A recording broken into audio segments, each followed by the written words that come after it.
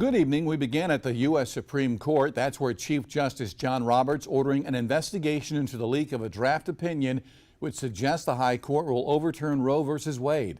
Skylar Henry is in our nation's capital tonight with the latest. Protests and praise have followed the publication of a Supreme Court draft opinion on abortion. If it goes in the direction that this leaked copy has indicated, it rocks my confidence in the court right now. The draft, leaked to Politico, indicates the court is prepared to overturn the rights established by its Roe v. Wade ruling in 1973. It was written in February by Associate Justice Samuel Alito in a case challenging Mississippi's ban on abortions after 15 weeks of pregnancy. Alito wrote, "Roe was egregiously wrong from the start. It's time to heed the Constitution and return the issue of abortion to the people's elected representatives." If this decision holds, it's really quite a radical decision. President Biden said the draft opinion could affect other rights. It would mean that every other decision relating to the notion of privacy is thrown into question. On Tuesday, Chief Justice John Roberts issued a statement confirming the document's authenticity while noting it's not a final decision. Roberts also expressed dismay at the leak, calling it a betrayal that would be investigated. If a crime was committed, the Department of Justice must pursue it completely. The Supreme Court is expected to issue its final ruling by the end of June or early July. Skylar Henry, CBS News, Washington.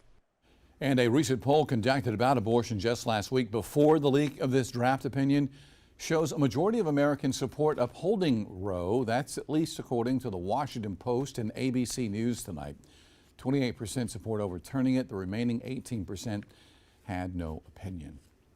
And when it comes to the decision about whether a woman can get an abortion, 70% of Americans said that decision should be left to a woman and her doctor. 24% said it should be regulated by law.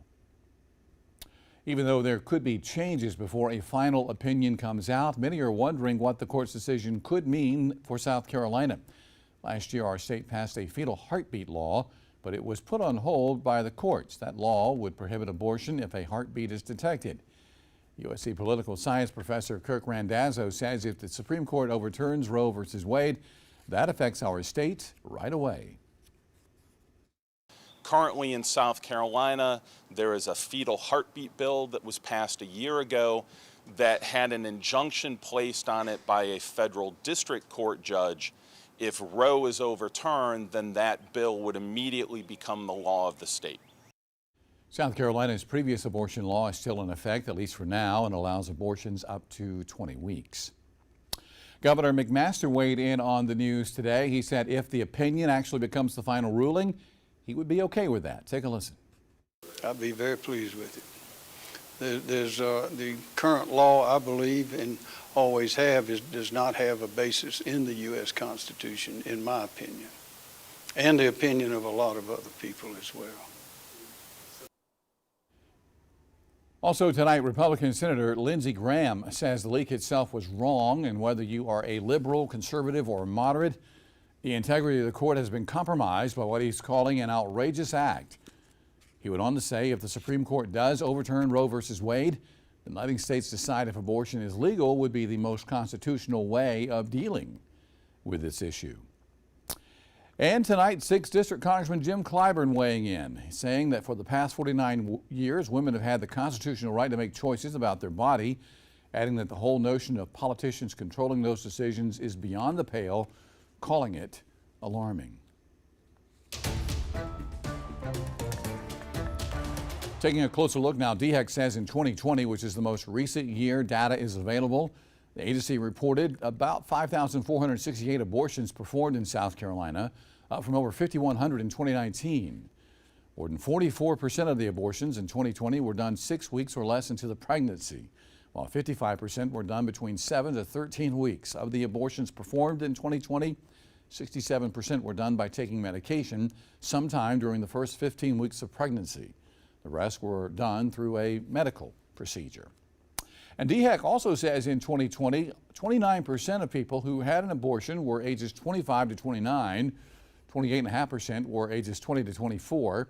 The next highest group was ages 30 to 34 at 19%. DHEC's numbers show this trend was similar to data from 2019. 19. And as we await a final decision from the High Court, we're taking a closer look at what could happen at the state level if it is overturned. 22 states currently have laws that could be used to restrict the legal status of abortion. Of those states, 13 have so-called trigger laws, which would ban all or nearly all abortions. 9 additional states, including South Carolina, are considered certain to ban abortions based on laws passed before or after Roe. And some states are likely to ban abortion based on their political makeup, history, and recent actions limiting abortion. Meanwhile, there are also several states who have laws dedicated to protection of abortion rights. 4 states and the District of Columbia offer full protection without state interference throughout an entire pregnancy. And an additional 12 states permit abortion prior to viability or when necessary to protect the life or health of the pregnant woman. For the latest information on the U.S. Supreme Court and Roe v. Wade, you can look for this story anytime on our website, WLTX.com, or go to our free News 19 mobile app.